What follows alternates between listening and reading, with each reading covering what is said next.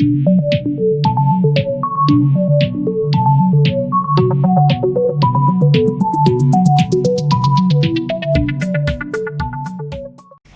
everyone, welcome back. This is Couple from A Couple Books. Today I wanted to do a book review on an exciting debut novel that I just finished called The Last Smile in Sunder City by Luke Arnold.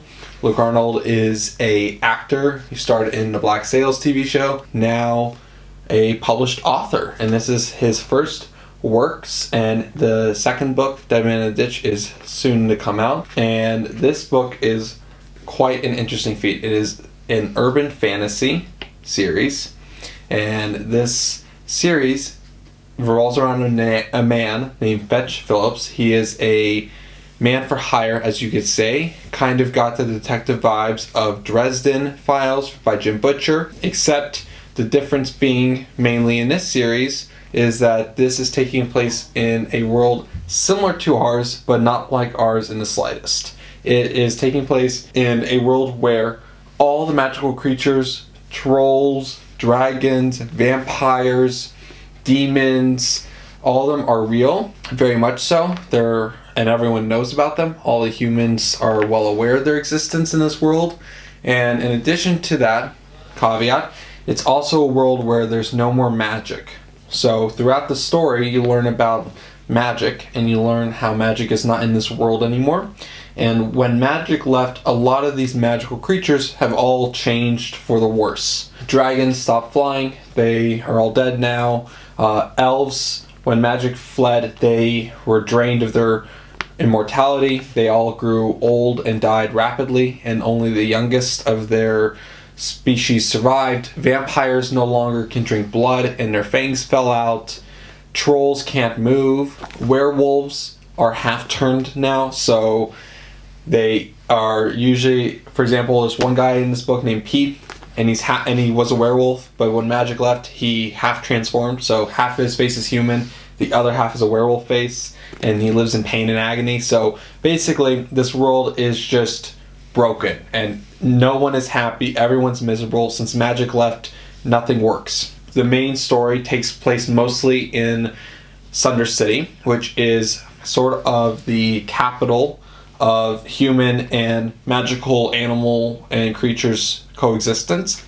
In this city, it started off as a magical forge where this massive fire underneath the earth fueled factories, plants, and led to massive production in a lot of goods and services, and it kind of blossomed into this massive, huge city that was an epicenter of society and culture, and was as well a crossroads for a whole bunch of different humans and magical creatures. But since magic has left, there's no more fires underneath the city. With that fell the collapse of a lot of the industries there, a lot of the production of goods. A lot of people lost their jobs because there was no more jobs to have. Objects and a lot of the things people use in their day-to-day life were a combination of technology and magic, and all those stopped working. So we're now left in this broken world where magic has been gone for a few years, and people and creatures are still learning to adjust to the new normal. It's still a really bad time to be alive. Now, Fetch Phillips is the main character, as I said before, that we're following, and he is a detective, a quasi-detective who looks into cases, but he just looks into cases for the magical creatures. He says very clearly in his job description that he doesn't work for humans and he doesn't do anything for humans. He solely puts his resources and his job towards helping the ex-magical community in this world, specifically in Sunder City. Overall, before I get into spoilers, I have to say that I enjoyed this book. I thought it was a fresh take on what we typically have seen in the urban fantasy detective novels. We've seen quite a few. It's got a little bit of Harry Dresden in here. It's got a little bit of Ben Aronovich in here. It's got quite a few different influences that are nice, but with the caveat of the magical creatures being known, and in addition to that, there being no more magic in the world, it kind of puts a really fresh spin on the world as a whole. His job in this book is to find a missing person, specifically a missing vampire who is on his deathbed, since when magic left the world, vampires aged as well, and they no longer can use blood to sustain their lifetime. So with that, he is now off on a search for this vampire to figure out where he went, why he's gone, and all these things. Overall, I was really happy with what Luke Arnold tried to do in this book. I think he attempted and he exceeded for the most part. He had a very interesting character. While the character himself was not so original, I enjoyed his internal monologues. I enjoyed all those things, except for the info dumping that you got every now and again in back flashes. And while I do appreciate that he attempted to do most of his info dumping with back flashes, I also was a little annoyed because it kind of took me out of what was happening in the real world. So it was kind of, you're piecing together what happened in the past that led to magic disappearing from the world, while at the same time he's trying to follow the clues to figure out what happened to his missing vampire. But overall, I think this is like a 4 out of 5 stars.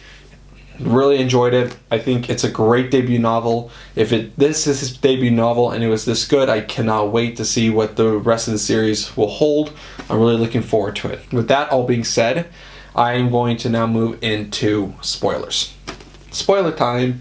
This book was crazy. The ending was insane when you all of a sudden are shown that there is a possibility of not necessarily the magic as we knew it being put back into the world, but of a way of everyone evolving and adapting to find new magic systems and new ways of gaining back their former strengths. For example, we learn at the end from Baxter, who is his demon friend, who works in politics in Sunder City, that trolls, which since magic left have been still and have not been able to move, are now moving again. Extremely interesting. I loved it because like it's different. Like I've never seen it before where like magical creatures have to find an alternative to what they've always used. You know, Bram Stoker's vampire drinks blood. Vampires have always drank blood, and now here we are looking at a new kind of breed of vampire that's stronger and consumes the bone marrow, which was an insane as well plot twist to the end of this book, that in fact the vampire he was searching for was not a victim necessarily, but was actually one of the predators that took one of the school children away. I loved it. I enjoyed the past with Hendrix, the high counselor of the supernatural communities, like military, that brought Fetch in to work alongside him so that they could show to the world that they had a human ally with them. I loved that their relationship back and forth. I thought it was really fun and I enjoyed it, and I saw him as kind of like one of those older brother mentor types, and the betrayal and all that kind of stuff really stung, and it was hard not to sympathize with Fetch. Like when he left and went to go work for the human army, I personally was in agreement with him to a certain degree. Like, I'm like, this man doesn't value you, no one around you values you. Like, do I think he made the right decision? No. But in the moment, I can appreciate and sympathize and understand his choice and his decisions, which was quite refreshing to have a character where they make the wrong choice, but you can actually understand and appreciate and even somewhat agree with the wrong choices they made. It was really nice. The complexity of his relationship with Aria, I believe was her name, was also kind of refreshing. I'm kind of tired of the current love story, and this book kind of takes place like post the typical storylines of fantasy books these days, especially urban fantasy. It's taking place after everything's fallen apart and after everything's a disaster. So same thing goes for his love life, where his love life is now just non-existent because his love has not died but might have died, and how if there's a chance that magic's back in this world, that means that there's also potential that his love can come back to life. And it was nice that we got to see a love relationship in this book, but it wasn't like so much like love triangle typical stuff you see in these books, or the typical boring love interest stuff that you see in other series similar to this one. In terms of things I didn't really love about this book, I didn't love how the main character, Fetch Phillips, is kind of similar to Harry Dresden in some ways. Fetch is definitely some depressed alcoholic nutbag who is self-punishing himself and trying to right the wrongs of his past, and I totally get that character arc, and I think it makes sense, and I don't think it's like necessarily overdone. It just reminded me a lot of Dresden.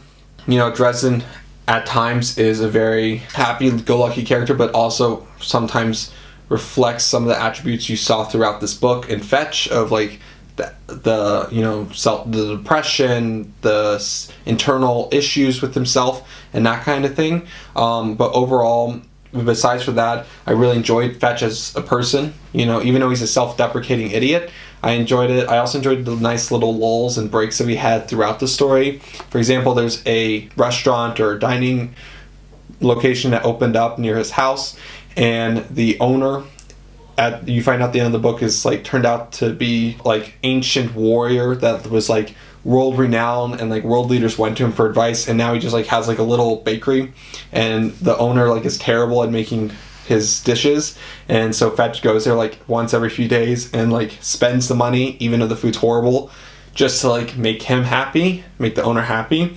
And each time he goes there, the food gets better and better, and like those little breaks were not disruptive to the flow of the story, but they gave a nice break to the story in a way that allowed the story to flow in a much nicer, more fluid way, where you didn't feel like it was just like non-stop in a bad way, but instead it was like non-stop with these nice, really pleasant breaks in between that didn't take away from the overall story.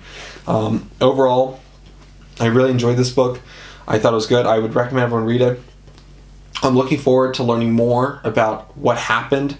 As we find out at the end of the book, there is the source of all power that was destroyed and disappeared by the humans was later. We never saw what happened that caused the magic to disappear. We just know that the humans broke in, and after that, Fetch was out of play there, so we don't know what happened in the mountain that caused magic to disappear. So I'm excited to learn what happened there. I really think that there's a lot of great room for growth, and I see a lot of potential in this series, and I'm looking forward to returning to Sunder City in this world. Okay, thank you everyone. I hope you guys will enjoy this book. Drop any comments in the comment section down below. Don't forget to like and subscribe, and I'll see you guys later. This has been A Couple Books. I am Couple. Bye bye.